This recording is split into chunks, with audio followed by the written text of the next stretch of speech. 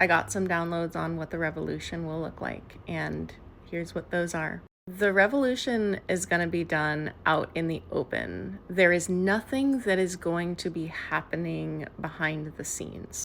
Everything will be shared publicly. Hello, we are going to be marching on this day. We'll see you there. Transparency is powerful. And the reason it's powerful is because if you try to operate in secret, you have to control a lot more factors behind the scenes. We watched the trial of the Chicago 7 movie the other day, and one of the things that happened in the trial was all these people got up on the stand to testify against the protesters who were FBI undercover agents.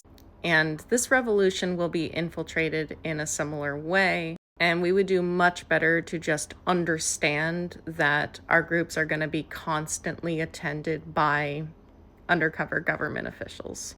Hi, undercover government officials. Thank you so much for marching with us.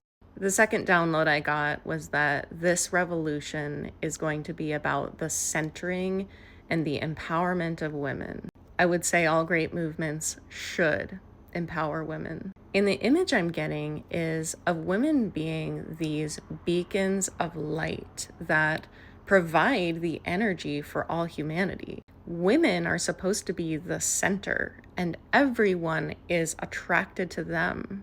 Notice how women do fine on their own without a romantic relationship, and it seems like men just kind of wither away and suffer. And women have just been confused about their own power. And so empowering and cherishing women for the amazing beings that they are is going to be an important part of our revolution. And it's really not going to be about getting men to listen or getting men to do their fair share. Men are allowed to do what they want to do, but we need to value the men that cherish women for the magnificent, bright lights that they are. There is a measure of reverence that needs to be given to women as the keepers of life. Women throughout time have been burdened by childbirth and child care. And so an important aspect of this is going to be reproductive rights and helping women with childcare, shifting the societal understanding that women are the caregivers and making it more that the community helps take care and the community takes responsibility. The more that we can rebalance this reproductive burden that women have had, the more power they will have. And this is why you see the coercive controlling powers trying to roll back reproductive rights so much.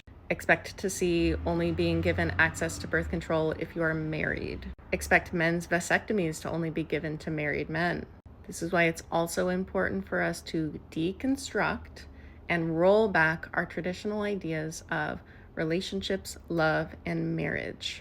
The more that y'all married people can have sex with other people, I think that that would be very good for the deconstruction of the conventions. In a similar way that people are deconstructing gender and how that has absolutely ruined the idea of the gender binary. The revolution will be done through softness and rest. It is very much a revolution of stopping your toiling for the good of other people and resting for the good of yourself. The reason that you don't do that is because you are generally fearful. So you will need to walk up to your own fear and understand what it is saying to you. Why have you constantly traded your soul and your work and your effort for the fear that you will not be okay? You are from this earth. You are going to be okay. We will look after you. We are going to need to build systems that humans can rely on. This feels very similar to what the Black Panthers created in the 1960s. They created schools, they tried to create hospitals, they created food programs, all kinds of things like that. Our revolution is not just going to look like organizing in the streets. It is going to be creating alternatives so that the people who would be very fearful can have something to rest their courage and their well-being on.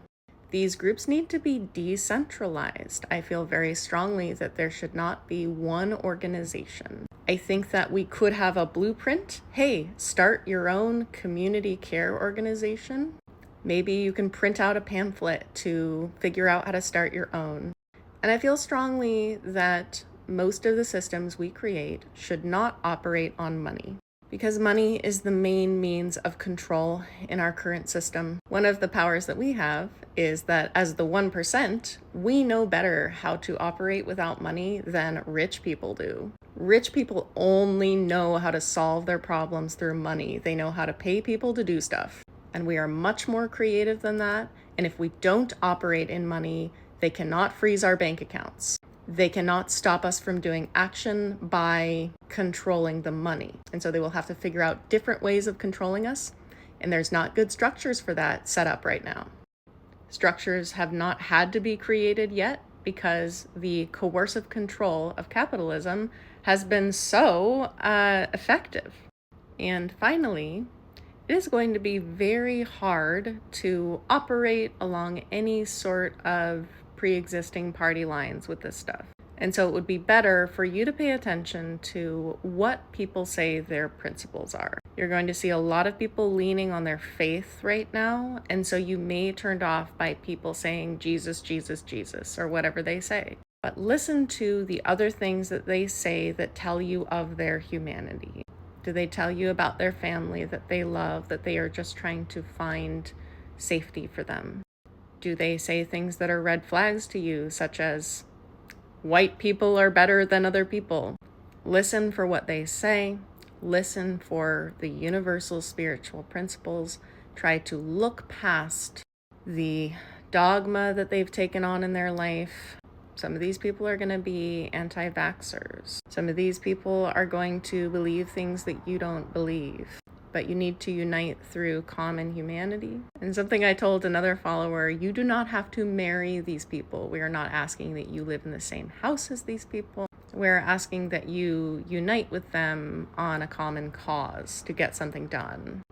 Create communities and houses with people who do vibe with who you are. We all have individual tribes that are going to be more specific to who we are. For example, I'm clean and sober.